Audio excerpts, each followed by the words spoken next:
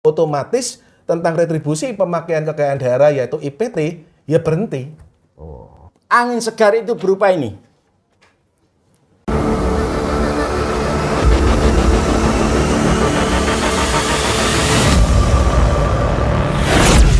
Assalamualaikum Tretan. Hari ini saya sengaja datang ke kantor KPSIS, Komunitas Pejuang Surat Ijo Surabaya. Tujuannya adalah beberapa pertanyaan dari masyarakat bahwa para pejuang ini sudah terlihat lelah, bahkan tidak ada hasilnya dalam kerja.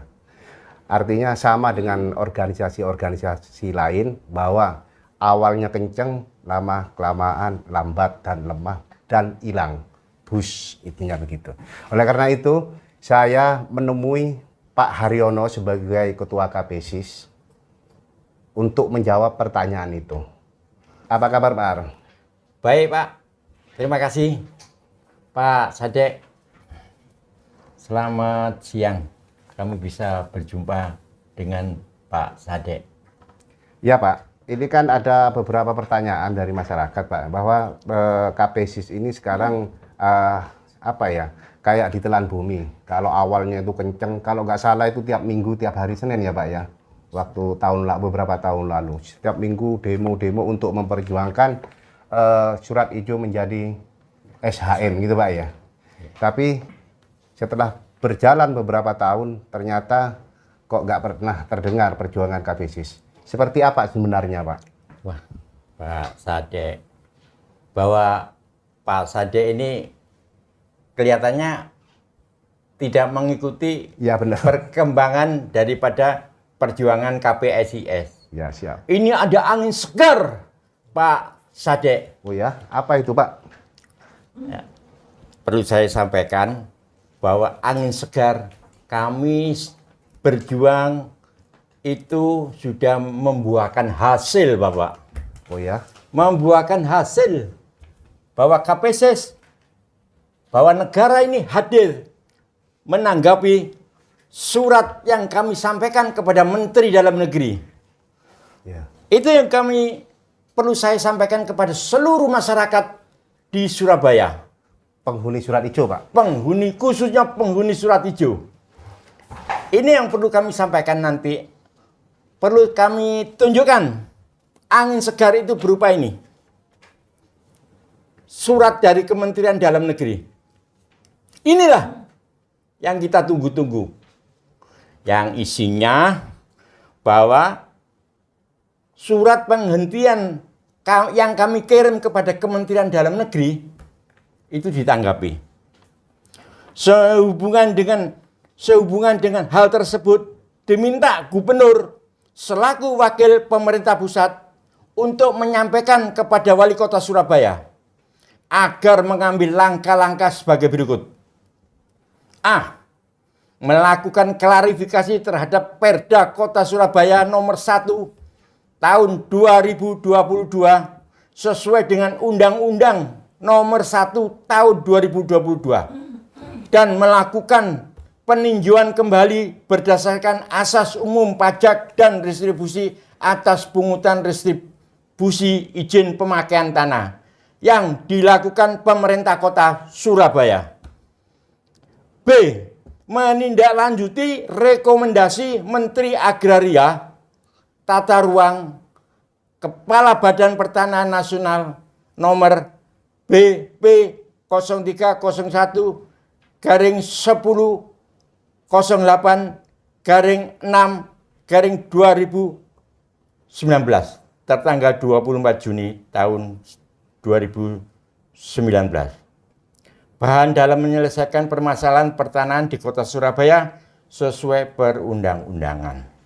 Pak, saya pikir Pak Haryono harus menjelaskan lebih detail kepada masyarakat bagaimana isi dari surat Menteri Dalam Negeri ini. Bisa dijelaskan Pak? Oke Pak Sadek, bahwa kami ada kepentingan yang lain. Ya, jadi tetap pertanyaan Pak Sadek akan dilanjutkan dengan sekjen kami secara khusus adalah Bapak Musa. Oke. Sementara itu Pak, kami persilakan Bapak Sekjen untuk menjelaskan pertanyaan dari Bapak Sadek. Demikian Pak, Ya. kami tinggal dulu. Ya. Pak Sadek, terima kasih. Ya. Sampai jumpa, Pak. Ya. Ya. Selamat datang, Iya. Pak Musa. Terima Ya, kasih baru- Cak Sade untuk Ya. waktunya.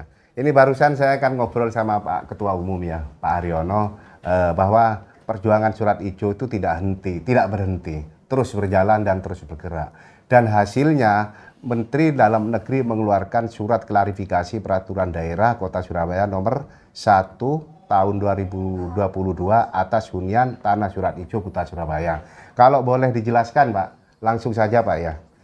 Kira-kira apa isi surat itu Pak? Ya, seperti tadi yang disampaikan oleh Pak Ketum, Pak Haryono, tentang nomor 3 tadi, Ya. surat klarifikasi, yaitu sehubungan dengan hal tersebut diminta kepada Gubernur Jawa Timur selaku wakil pemerintah pusat untuk menyampaikan kepada Wali Kota Surabaya agar mengambil langkah-langkah sebagai berikut, Ya. yaitu yang pertama, melakukan klarifikasi terhadap Perda Kota Surabaya nomor 1 tahun 2022, dan yang kedua menindaklanjuti rekomendasi Surat Menteri ATR BPN tanggal 24 Juni 2019. Ya. Dua hal itu, Ah. Cak Sade.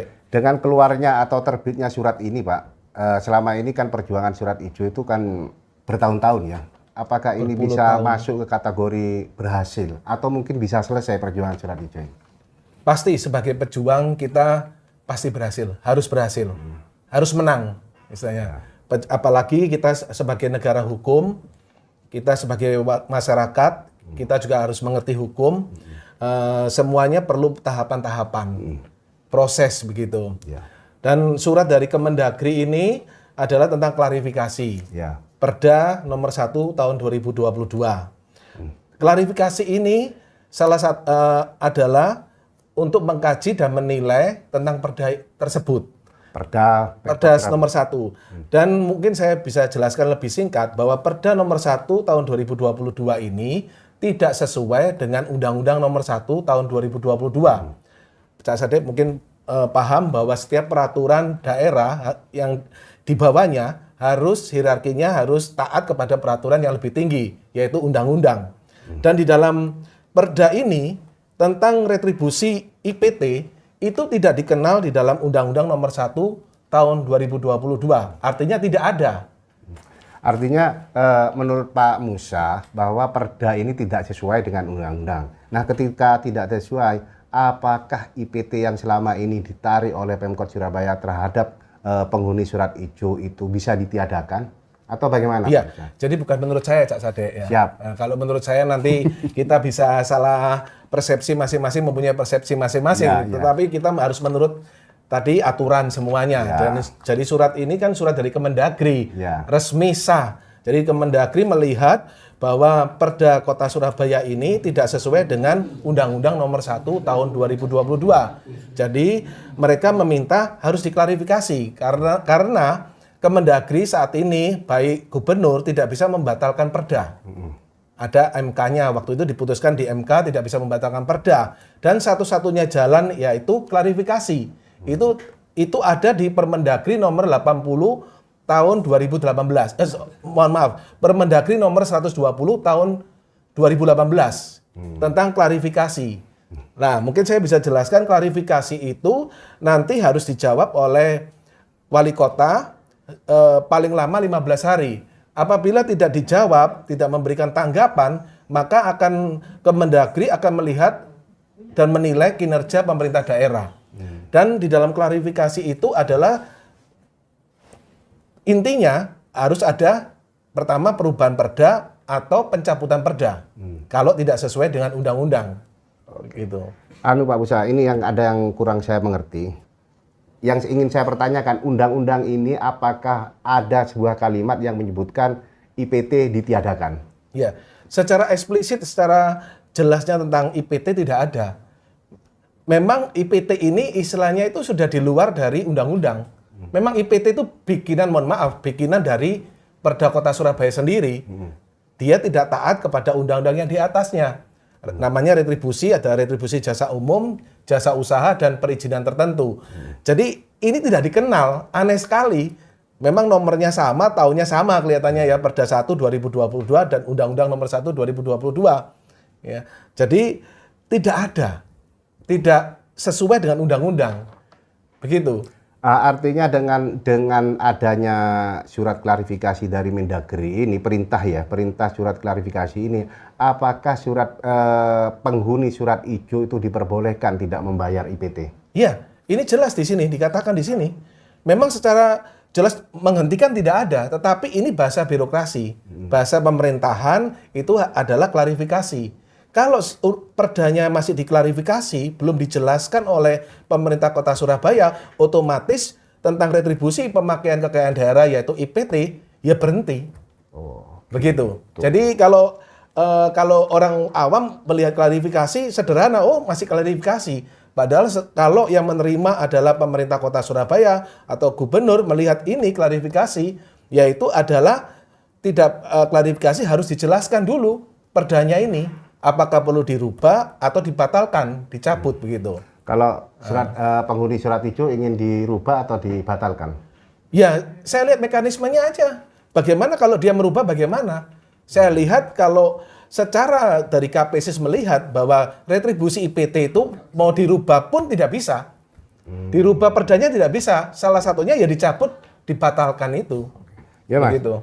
Apalagi mungkin saya jelaskan lagi, apalagi di sini dijelaskan bahwa melakukan peninjauan kembali berdasarkan asas umum pajak dan retribusi atas pungutan retribusi izin pemakaian tanah. Jadi antara pajak dan selama ini kan warga Surat Ijo mendapat dua tagihan pajak kan, yaitu retribusi dan membayar PBB. Menurut asas umum pajak itu tidak sesuai dan menurut asas retribusi tidak sesuai dengan perundang-undangan. Gitu. Oke Bapak Musa, Ya. Karena waktu kita ini cukup singkat ya, saya ingin ketika masyarakat ya ingin mendapatkan surat ini sebagai dasar yang mungkin nggak mau dasar untuk tidak membayar IPT, gimana caranya Pak Musa? Ya, sekali lagi tadi kita bukan tidak mau membayar, tapi semua apa yang dilakukan pemerintah itu harus ada dasar hukumnya. Kalau tidak ada dasar hukumnya, sekarang menagih berarti liar toh, pungutan liar. Jadi kita bukan tidak mau membayar, tapi kita minta dasar hukumnya. Dasar hukumnya tidak sesuai, sudah tidak benar, ya kita berani masyarakat tidak membayar begitu.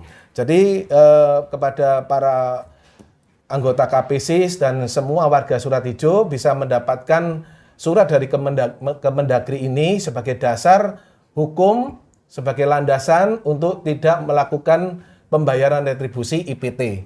Ya, kemana nantinya bisa didapat surat Ya, itu? ke kantor KPSIS dan nanti pengurus KPSIS akan melakukan pendistribusiannya, mengatur supaya masyarakat warga Surat Ijo bisa mendapatkan ini. Istilahnya jangan sampai juga berbondong-bondong ke kantor kami juga, itu juga merepotkan pengurus juga, kewalahan ya. Nanti akan diatur ya, istilahnya pendistribusiannya kami akan mengatur dan menyampaikan, mengumumkan ke media juga begitu. Ke media ataupun ke grup WA yang kami punya. Begitu. Oke, Tretan. Nampaknya penjelasan Bapak Musa bahwa terbitnya surat klarifikasi dari Menteri Dalam Negeri terkait Perda Nomor 1 tahun 2022 yang harus diklarifikasi dengan Undang-Undang Nomor 1 tahun 2022, maka saya harap masyarakat mengerti dan paham. Dan semoga penjelasan Pak Musa dan Ketua Umumnya tadi bisa menjadi pelengkap wawasan Anda. Cukup sekian dulu, sampai jumpa di momen-momen berikutnya. Assalamualaikum dan selamat sore. Waalaikumsalam, selamat sore.